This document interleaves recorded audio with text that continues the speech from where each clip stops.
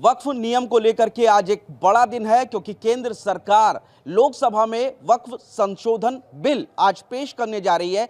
40 से ज्यादा संशोधन इस बिल में किए गए हैं और आज इसको लेकर के लोकसभा में कार्रवाई होनी है। लेकिन क्या सोचते हैं मुस्लिम समुदाय के लोग? मेरठ में इस वक्त हम लोग मौजूद हैं, तमाम जो मुस्लिम भाई हैं वो हमारे साथ मौजूद है। और क्या सोचते हैं वो, क्या ये वक्फ संशोधन बिल पास होना चाहिए या नहीं, क्यों नहीं होना चाहिए और क्यों होना चाहिए, तमाम मुद्दों पे बातचीत करते हैं। सर ये बताइए, आज लोकसभा में वक्फ संशोधन बिल पेश किया जाना है, इसको पास होना चाहिए या नहीं होना चाहिए? नहीं होना चाहिए। हम इसका कड़ा विरोध करते हैं। कड़ा विरोध करते हैं। ये हमारा कॉन्स्टिट्यूशनल राइट है, हमारा फंडामेंटल राइट है और इसका वायलेशन हो रहा है।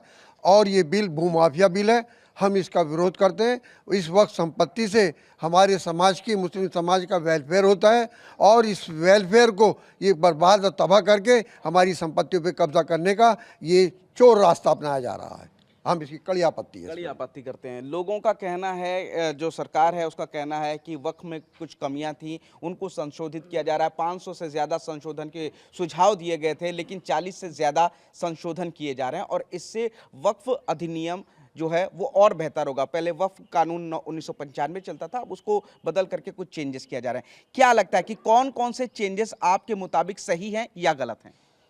जो सुझाव दिए हैं, इन्होंने सरकार से किसने कहा कि इसमें सुझाव कर दीजिए? किसी मुस्लिम समुदाय के किसी संगठन ने नहीं कहा, किसी उलेमा ने नहीं कहा, किसी धर्मगुरु ने नहीं कहा।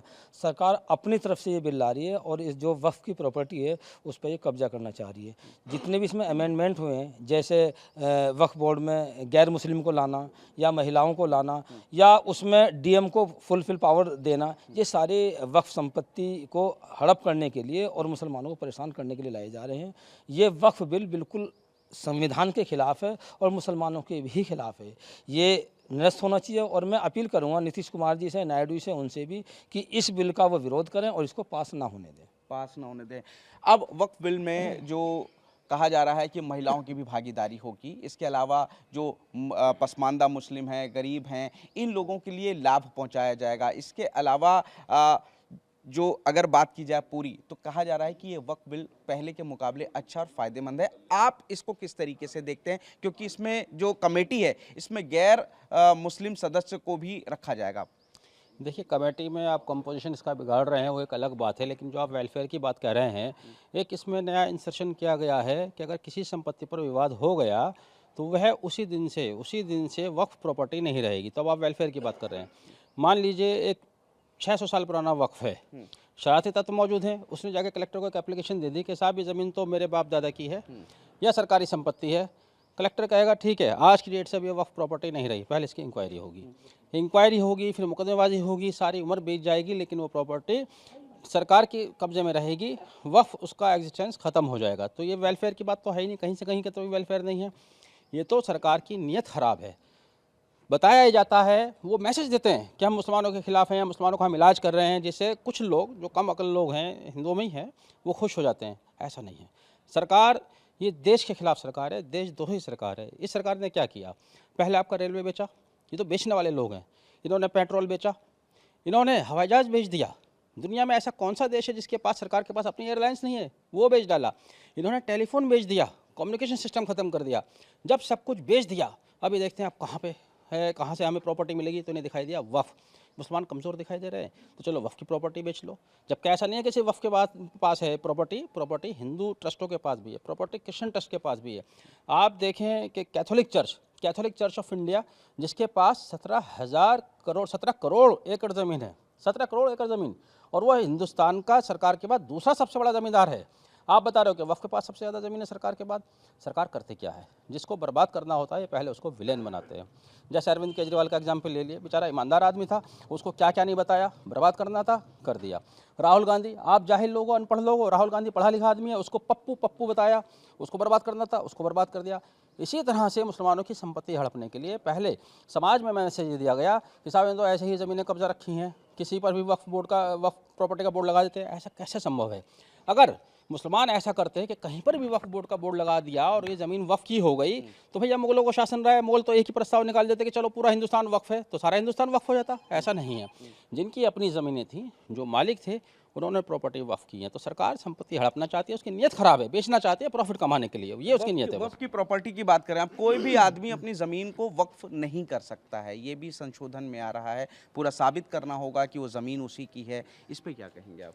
देखिए, ये जो बिल आ रहा है वक्फ संशोधन बिल, हम इसकी कड़ी मुखालफत करते हैं और कड़ी निंदा भी करते हैं और इसकी मुखालफत करते हैं, पुरजोर मुखालफत करते हैं।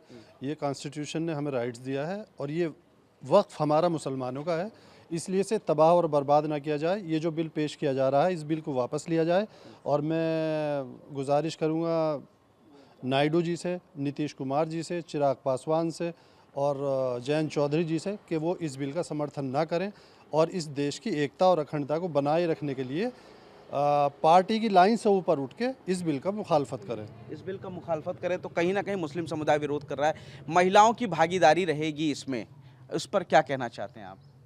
वक्फ बिल का विरोध करते हैं, समर्थन करते हैं? विरोध करते हैं, विरोध करते हैं, क्यों? क्योंकि ये हमारे हित में नहीं है। आपके हित में नहीं है। महिलाओं के जो भागीदारी होगी कमेटी में, उस पर क्या कहना चाहेंगे, या गैर मुस्लिम को भी अब कमेटी में रखा जाएगा? ये गलत है गलत है, जी, तो विरोध करते हैं आप भी? विरोध करते हैं। आप विरोध करते हैं जी, हम भी इसका। विरोध करते हाँ जी, हाँ, हैं? आप ये बताइए, आप विरोध करते हैं, समर्थन करते हैं? विरोध करते क्यों हैं। करते हैं, क्या वजह मानते ये हैं? हमारे हित में नहीं है, आपके हित में नहीं, किस तरह से? मुसलमानों के हित में नहीं है। किस तरीके से हित में नहीं है? बस इतना ही बताते, हमारे हित में नहीं है। आपके हित में नहीं। आप क्या कहना चाहेंगे? विरोध करते हैं जी हम इसके, हमारे हित में नहीं, मुसलमानों के हित में नहीं है। आपके हित में नहीं। एक बड़ी चीज़ है, कानून की अगर बात की जाए तो पहले एक न्यायाधिकरण होता था कि वक्फ से संबंधित जो भी विवाद हैं उसको न्यायाधिकरण ही सुलझाएगा, लेकिन अब राज्य सरकार का एक जो अधिकारी है, राज्य सरकार नामित करेगी एक अधिकारी को, वो भी इस कमेटी में रहेगा। इस पर क्या कहेंगे? मतलब आप हाई कोर्ट में भी अपील कर सकते हैं, जो पहले सिर्फ न्यायाधिकरण तक ही होता था। ये सब जुडिशियल सिस्टम कोलैप्स हो चुका है, उस सिस्टम से हमें कोई फ़ायदा होने वाला नहीं है। मात्र ये बिल मुल्क में अस्थिरता पैदा करने का एक उद्देश्य है इनका, और इस उद्देश्य को हम सफल नहीं होने देंगे। उद्देश्य को सफल नहीं होने देंगे। आप क्या कहेंगे न्यायाधिकरण की बात की जाए, अब अगर कोई विवाद होता है वक्फ की संपत्ति को लेकर के, हाई कोर्ट में अपील कर सकते हैं, जो पहले नहीं था, ये सही कदम लगता है? समर्थन करते हैं? नहीं, ऐसा नहीं है, हाई कोर्ट में पहले भी जा सकते थे। अगर न्यायाधिकरण कोई आदेश पारित करता था, उसके बाद भी हाई कोर्ट में हम रिट पावर थी, हम जा सकते थे।